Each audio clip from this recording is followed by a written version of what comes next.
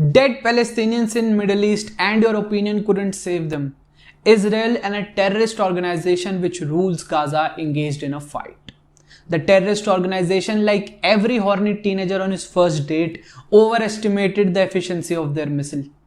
Israel didn't like that one bit, so they bought the real missile. They were so effective, the carpet bombed the entire city of Gaza for a week.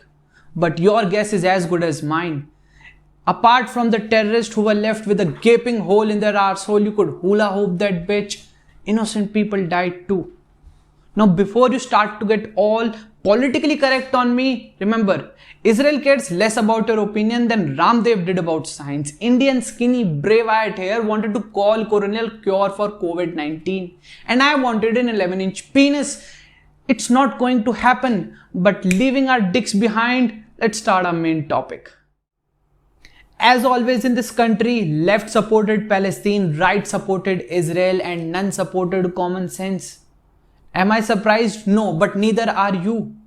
Let's face the truth. When it comes to militaries, Israel's a cyber sorcerer supreme. The worst that has happened to Israel is UN Human Rights Council accused them of war crimes. Why not Big Daddy cuckold UN himself? Because US told them to shut the fuck up. And they did. You know why? Because that's who pays them. So does China. Hell, they can't even respond about Taiwan. And you can believe if John Cena can do that, nobody can. In the meantime, Palestinian people will be evacuated out of their houses. And it is their houses. Same houses in which they've lived in for decades. Is it right? Fuck no. Then why is Israel doing that? The thing is, when your entire generation gets fist fucked by a vegetarian art school dropout, that tends to change people's perspective on the world. So after World War II, they had one chance to rehabilitate.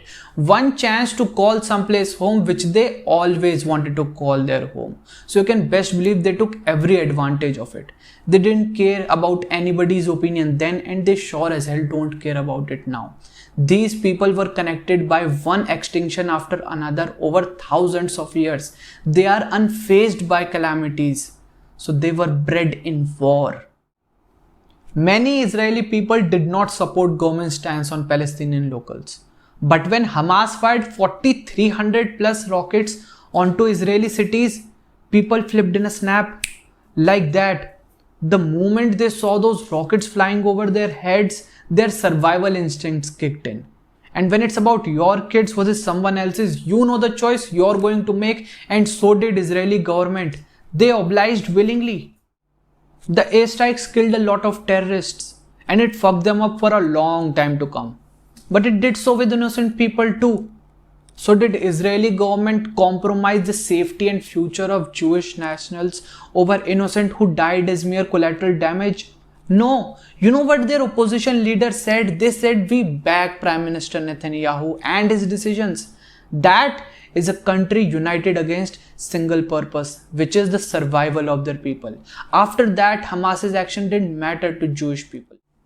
The question comes down to this: whether the religious expansion by Israel by kicking out Palestinian people right? Or is it right for a terrorist organization such as Hamas to fire a barrage of rockets onto civilians in Israel? The answer is none. Zero. But just because Israel has the capability to defend itself does not mean Hamas has the right to strike. The truth is, Gaza is ruled by Hamas, and there is a complex tunnel system beneath Gaza which is used as a stronghold by the terrorists.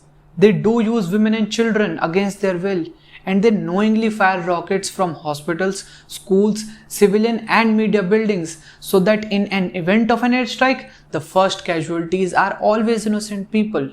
It didn't matter to Israeli government whether it's right or wrong to safeguard their own citizens over the life of some innocent people.